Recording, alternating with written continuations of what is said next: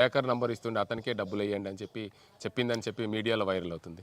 అది అంటే ఇప్పుడు ఫిజికల్గా ప్రాక్టికల్గా మనం ఏం చూడలేదు. టు బీ ఫ్రాంక్లీ తను ఎక్కడ ఎవరికి ఇచ్చింది ఏంది అని చెప్పేసి తెలియదు. వీళ్ళకు యూపీఐ లావాదేవీలు వీళ్ళకి తెలియదు.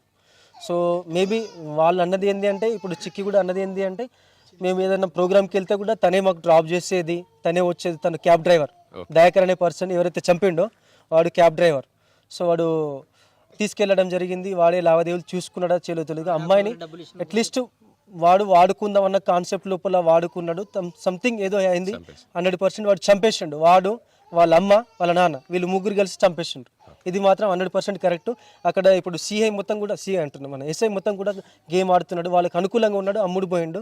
మొత్తం కూడా ఏం మాట్లాడినా కానీ వాళ్ళకి అనుకూలంగానే మాట్లాడుతున్నాడు. కానీ అట్లీస్ట్ అక్కడ దాన్ని ఏమంటారు, సూసైడ్ ఆనవాళ్ళు లేవని చెప్పి అంటే కూడా అట్లా కాదు. కొన్ని విషయాల లోపల మోషన్స్ కావు, పాస్ కాదు, కొందరికి పడదని చెప్పి అంటే ఇన్ కేస్ చుమ్ని కూడా చూపిస్తలేరు.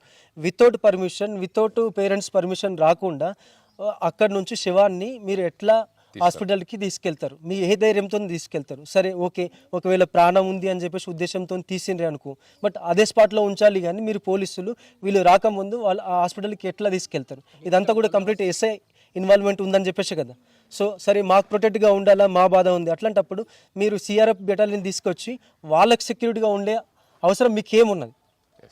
ఓకే, ఈరోజు మాకు ఇబ్బంది అయింది, మా అమ్మాయి చనిపోయింది. ఓకే, మాకు బాధ లోపల ఒక 4 తిడుతుండొచ్చు, కొడుతుండొచ్చు, ఆ బాధ ఉంటుంది. బట్ మీరు వాళ్ళకు మద్దతుగా ఉండడానికి కారణం ఏముంది? 100 అంటే మీరు అమ్ముడు పోయినట్టే కదా. 100% నేను చెప్తున్నాను కదా. నేను అంతకుముందు పోలే, నిన్న పోయిన దాని ప్రకారం చూస్తే సిఐ మొత్తం కంప్లీట్ ఎస్ఐ సిఐ వాళ్ళందరూ కూడా కలిసి వీళ్ళందరూ కూడా డ్రామా ఆడుతున్నారు, మాకు ఇబ్బంది పెడుతున్నారు.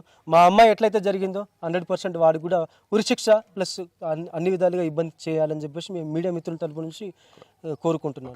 మాకైతే ఇదే న్యాయం కావాలి, ఏం లేదు. Just piece of paper agreement అంటున్నారు, అగ్రిమెంట్ కూడా కాలేదు. జస్ట్ ఏదో మాటపూర్వకంగా మాట్లాడినరు. సో మాకైతే కంపల్సరీ న్యాయం కావాలా. మీరు మీ తరపు నుంచి మేము రిక్వెస్ట్ చేస్తున్నాను, వాడికైతే కంపల్సరీ ఉరిశిక్ష పడాలి. ఇన్ కేసు ఒకవేళ మీ వల్ల కాదు అనుకుంటే మేము ఏదైనా చేయగలుగుతాం. Okay, thank you. శృతి తల్లి ఉంది ఇక్కడ, వారిని కొంచెం పలకరించే ప్రయత్నం అయితే చేద్దాం. ఆమెకు అసలు ఎప్పుడు శృతి మాట్లాడింది అనే అంశానికి సంబంధించి, అమ్మ ఎప్పుడు మీతో శృతి మాట్లాడింది? 4 ఫోన్ చేసింది. ఫోన్ చేసి అమ్మ మంచిగా ఉన్నారు అన్నది.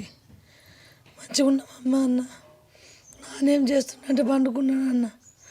నాన్నకి ఏమో మాట్లాడుతా అన్న. నాన్న అన్నాడు, మాట్లాడే అన్న, నేను మాట్లాడా అన్నాడు ఆయన. అన్నాక నేనేం చేసిన, ఏమైందమ్మా నువ్వు ఫోన్ చేసినావు అన్న. ఏమైందమ్మా అంటే బంగారం పెడుతున్నారు అక్కడ పెట్టకొచ్చిండ్రమ్మా, వీళ్ళు బాధ పెడుతున్నారని చెప్పిండు సారు. మీరు న్యాయం చేయండి సారు. చెప్పగానే ఇక నేను వచ్చేసి కూకున్నా సార్. మళ్ళీ మీరు ఫోన్ ఇట్లా ఏం చేయలేదు? ఒక పరి చేస్తే మళ్ళీ ఏర్పాటు చేయలేదు ఫోన్ గొంతు.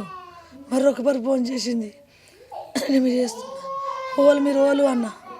ఓలు నేను చిన్న ఫోన్ డబ్బా ఫోన్ ఈడికి వస్తే నేను మాధవి దాన్ని అన్నది అంతే. వాళ్ళు నా బిడ్డనే నచ్చు అనుకుని పెట్టేసిండే సారు. వాడు ఇంకా ఏం చెప్పాలా సారు, లగ్గం చేస్తా అంటే కదా సార్. పెళ్లి చేస్తామన్నా. నా మరిది చచ్చిపోయినాక ఎన్ని రోజులకు వెళ్ళా సార్. దినాలు కాలేవు, ఏం కాలేవు. వాళ్ళు కావాలిచ్చి ఈయన పిల్లకు ఏం పెట్టి చేసుకున్నారు. ఆపమన్నాము, ఆపురే. ఆపితే అన్నీ అయిపోయినాక వచ్చి చేస్తామన్నాం సార్. ఆపమన్నారు. మా కొడుకు చచ్చిపోయిన దినం వెళ్ళిపోవద్దు అంటారు వాళ్ళు. నా మరిది మాట్లాడిండు, ఒక పెద్ద మనిషి మాట్లాడిండు. అక్కడ కూర్చుండి మేము ఇట్లానే కూర్చున్నాము సారు. నా బిడ్డకు చంపేసిండ్రు సార్ వాళ్ళు ముగ్గురు కలిసి.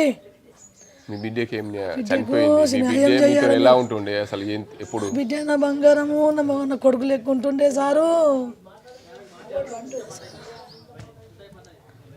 సారు నా కొడుకు అనుకున్నా. నీకు ఇద్దరు బిడ్డలు సార్. పెద్ద అమ్మాయి శిరీష, మీ పేరు స్తుతి. నేను ముద్దుగా పతి అని పిలుచుకుంటా సారు.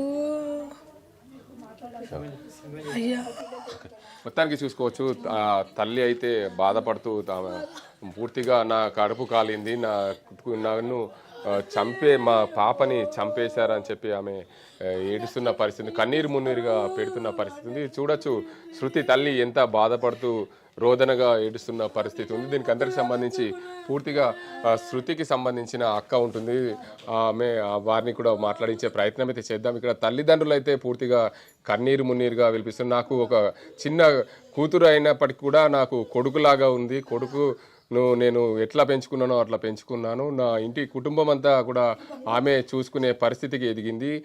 మంచిగా చదువుకొని ఉన్నత చదువులు చదివించి మంచి సింగర్గా అయ్యింది. ఆ డిఎంఎల్టీగా ప్రభుత్వ ఉద్యోగంలో చేయాల్సింది డిఎంఎల్టీగా చేస్తూ తన ఉద్యోగాన్ని నడుపుతూ తన సింగర్గా పైకి ఎదిగింది. తన స్వశక్తితో వెళ్ళింది.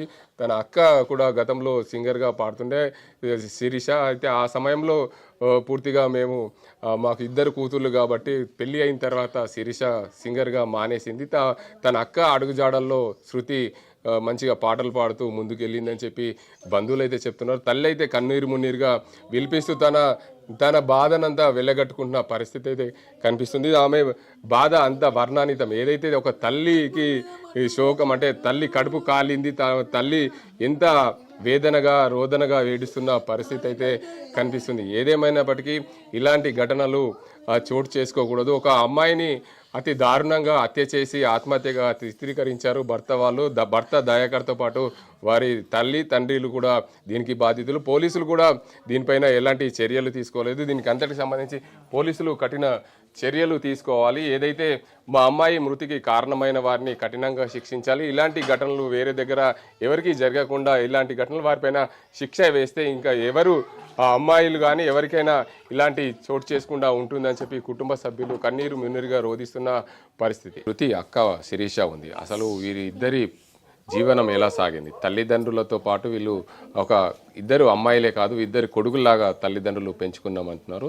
అసలు శృతి మరణానికి ఎవరు కారకులు అనే అంశానికి సంబంధించి శిరీష నడు అమ్మ చెప్పండి, మీ చెల్లె శృతి ఎలా ఉంటుండే, ఏంది అసలు ఏం జరిగింది? మా చెల్లె అట్లా చేసుకునేది కాదు, ధైర్యవంతురాలు. నాకే ధైర్యం చెప్పేది ఆమె. నేను అంత ధైర్యవంతురాలని కాదు, మా చెల్లె అంత ధైర్యవంతురాలని కాదు. మా చేసుకునేది కాదు, వాళ్ళే చంపేసారు. ఉరేసుకున్న అమ్మాయి కనబడుతుంది, ఉరేసుకోలేదు ఆమె. ఇది గుద్దేసిర్రు, ఇదేదో ఒత్తేసిర్రు, పండబెట్టేసిర్రు మా చెల్లెని. వాడే చంపేసిండు. మాకు న్యాయం కావాలి. అంటే ఇప్పుడు మీ చెల్లె పాటలు పాడుతూ ఆ సమయంలో ఆయనతో ఇన్స్టాగ్రామ్లో పరిచయం అయింది అంటున్నారు. అసలు మీకు అప్పుడు ఎప్పుడైనా కానీ మీ సిస్టర్ మీతో ఎప్పుడైనా మాట్లాడిందా ఇలాంటి విషయాలు? మాట్లాడింది, తీసుకొని వచ్చింది మా ఇంటికి. అతను కూడా నాతో గొడవ పెట్టుకున్నాడు, మీ చెల్లెకి ఇచ్చేసే నీ బంగారం అని చెప్పి. నేను ఎట్లా ఇస్తా అని చెప్పేసి అన్నా. అప్పటితోటి ఇక నువ్వు ఎట్లా అంటావు అది ఇది అని చెప్పేసి అన్నాడు. మళ్ళీ తర్వాత మా చెల్లెకి నేను వద్దన్నా. అతను వద్దు సైకో ఉన్నాడు అని చెప్పేసి చూడన్నా. లేదు మా చెల్లిని లేదు, అతని మాయలో పడిపోయింది, చంపేసిండు, అతనే చంపేసిండు. ఇప్పుడు దయాకర్కు ఎన్ని రోజుల నుంచి పరిచయం ఇన్స్టాగ్రామ్లో మీ